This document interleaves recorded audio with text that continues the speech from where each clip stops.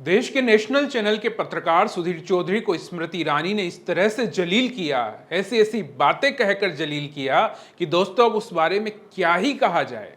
स्मृति ईरानी ने उस पत्रकार को जो पिछले 9 साल से उन्हीं का गुणगान कर रहा था, उसे उसकी तिहाड़ी यात्रा की याद दिला दी। आखिर ऐसा हुआ क्यों, आज इसी पर बात करेंगे।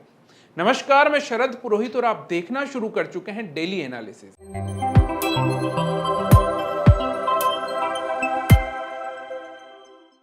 दोस्तों, आज तक का एक कॉन्क्लेव था जिसमें पक्ष और विपक्ष के नेताओं को इंटरव्यू के लिए बुलाया जा रहा था।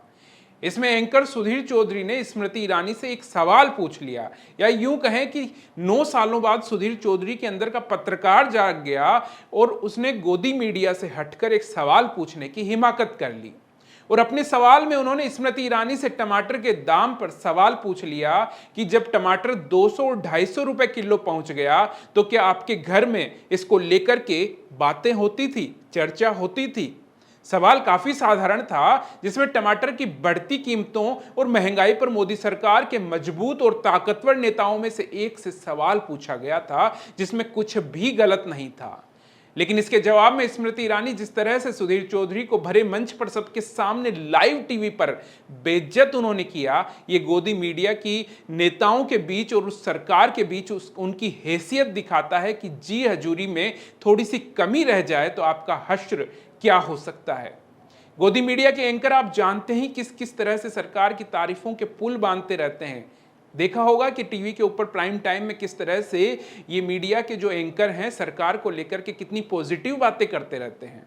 कई बार तो प्रवक्ताओं को पीछे छोड़ देते हैं, लेकिन जब एक साधारण सा सवाल भी इनसे पूछ लिया जाए और अगर उन्हें ये पसंद ना आए तो फिर आपकी 9 साल की जो जी हजूरी है वो कोई काम नहीं आती।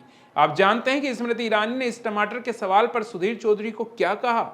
आपको पता है, ईरानी को जब सवाल पसंद नहीं आया तो पहले तो टालने की कोशिश की, लेकिन बाद में सुधीर चौधरी ने जब वापस सवाल थोड़ा सा घुमाकर पूछ लिया तो मैडम नाराज हो गई और टमाटर की बात को छोड़कर कहने लगी कि ऐसे तो मैं भी कह सकती हूं कि जब आप जेल गए थे तो क्या हुआ था।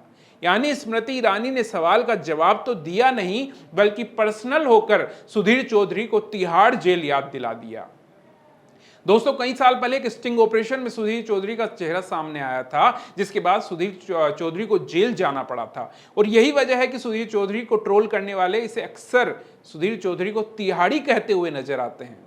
अब दोस्तों, आप पिछले कई सालों से सुधीर चौधरी को प्राइम टाइम में देख रहे हैं कि किस तरह से वे विपक्ष को जलील करते हैं, लेकिन साहब स्मृति ईरानी तो इस कॉन्क्लेव में भूल गई कि भाई ये तो अपना ही आदमी है। लेकिन सुधीर चौधरी ने तो इसे इस पर्सनल जवाब को भी कहा जा सकता है पर्सनल लिया ही नहीं और अचानक बेक फुट पर आ गए। अरे सुधीर भाई, आप भी तो पूछ सकते थे, जब महिला पहलवान सड़कों पर बैठी थी तो आप क्यों ब्रजभूषण का साथ दे रही थी? स्मृति ईरानी से यह सवाल हो सकता था। यह भी हो सकता था कि अर्नब गोस्वामी को पुलिस ने गिरफ्तार किया, तब आपने ट्वीट करके उसकी वकालत क्यों की, जब आपको पता था कि उस पर खुदकुशी के लिए उकसाने के आरोप लगे थे। और अब आप मेरे को जेल जाने पर सवाल उठा रही हैं।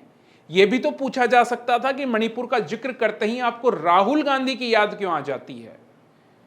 यह भी सवाल स्मृति ईरानी से किया जा सकता था कि स्मृति ईरानी जी, मणिपुर की महिला को नंगा करके सड़कों पर घुमाने पर आपको पीड़ा नहीं होती, लेकिन राहुल गांधी के फ्लाइंग किस से आप आहत हो जाती हैं। और वो फ्लाइंग किस जो कि आपको किया ही नहीं, आपके लिए था ही नहीं, क्योंकि एक ही फुटेज उसके सामने आई थी संसद की, जिसमें दिख रहा था कि राहुल गांधी का चेहरा तो आपकी तरफ नहीं किसी और तरफ था।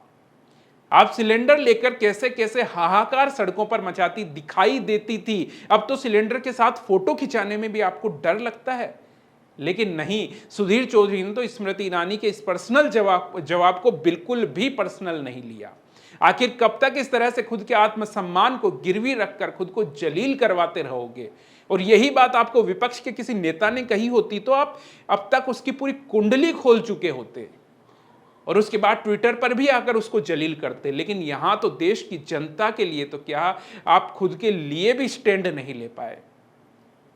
आपको कोई गोदी मीडिया या तिहाड़ी बोल दे तो सुधीर जी, आप उन पत्रकारों को आए दिन आप ट्विटर पर कोसते रहते हैं, लेकिन मैडम को लेकर आपने एक ट्वीट भी नहीं किया। एक ट्वीट कर देते तो समझ में आता।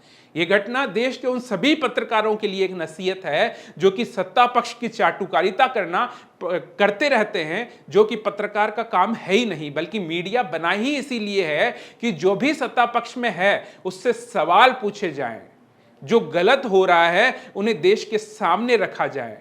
अच्छाइयां तो वो सत्ता पक्ष वाले खुद बता लेंगे, विज्ञापनों के जरिए हम तक पहुंचा देंगे, हमारे जैसे दर्शकों तक पहुंचा देंगे, लेकिन अपनी गलतियां कोई नहीं बताता है। और पत्रकारिता का यही सिद्धांत है, यही धर्म है कि आप उन गलतियों को सामने लाएं जिसके बाद में उनमें सुधार हो सके।